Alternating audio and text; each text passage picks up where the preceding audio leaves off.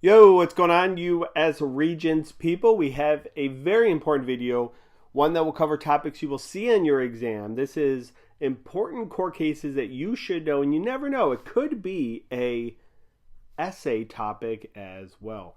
All right, let's start off talking about John Marshall court cases. Here is John Marshall, the Chief Justice from 1801 to 1835. First one you should know, Marbury versus Madison from 1803. You know it. It established the precedent of judicial review. Now, you may be asking yourself, what is judicial review? Or you may not, because you know it is when the Supreme Court can declare a law unconstitutional. The chances of you seeing this on your exam are strikingly high. So make sure you know Marbury versus Madison, judicial review, Supreme Court declaring a law unconstitutional. McCulloch v. Maryland in 1819. This is when the court determined that the national bank, or the bus, is constitutional.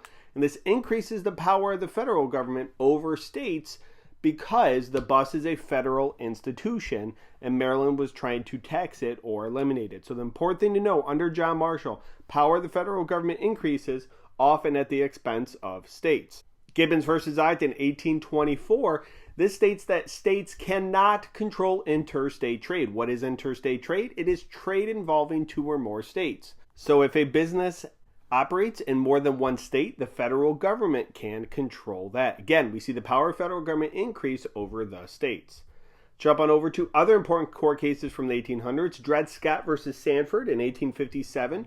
Supreme Court ruled that African Americans, whether they were free or slave, were not citizens, and that slaves were deemed as property. Most students know this, but it's important to know the third part as well, that Congress could not regulate slavery in the territories. The Supreme Court said Congress had no right to regulate slavery in the territories. In 1896, we have Plessy versus Ferguson, which established the doctrine of separate but equal, and this upheld the legality of Jim Crow laws, or segregation. And notice here in this political cartoon from the early 1900s, you have two cars here, one for white folks and a Jim Crow car. You can see that they are separate, but in no way, shape, or form are they equal. So often the South would focus on that idea of separate rather than equal. There were no equal institutions in the South.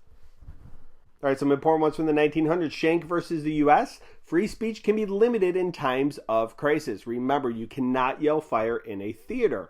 Korematsu versus the U.S. in 1944 upheld Japanese internment during World War II. See many Japanese Americans here being forced to internment camps. Brown versus the Board 1955. I made a mistake on your video guide. Cross off 1945, change it to 1955.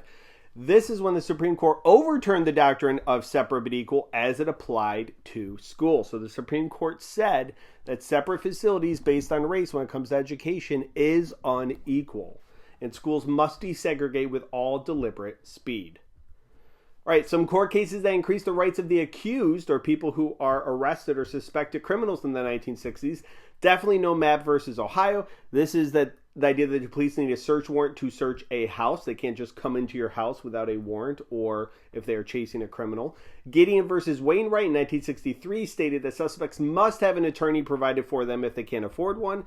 And Miranda versus Arizona, you must have your Miranda rights read to you. In other words, you must be aware of the rights at the time of an arrest. And oftentimes these three court cases, or two of them, will be linked together. So definitely know that they involve increased rights for people who are arrested. And here is the Miranda warning, and I'm wondering if you can read that if you know it without reading it. Notice it does not say you have the right to be an attorney.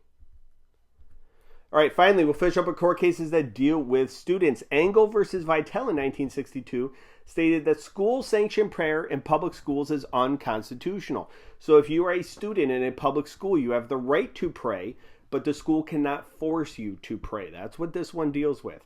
Tinker versus Des Moines School District in 1969 stated that students are entitled to some free speech in school.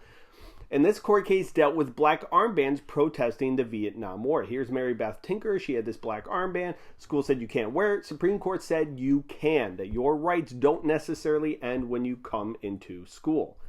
New Jersey versus TLO in 1985, very important court case. This stated that schools can search students' belongings with reasonable suspicion. So TLO, this student, was alleged to have been selling drugs, and the school searched her purse and found a list of students who owed her money. She sued, saying that the school did not have the right to do that, and the Supreme Court said they did because they had reasonable suspicion. Again, these 3 court cases will often be linked together. Know that these 3 court cases deal with students' rights. All right, guys, best of luck on the Regents. Don't ever forget you are brilliant and will do great. Make sure you know these court cases, and you'll be all set. Thanks for watching. Have a good day.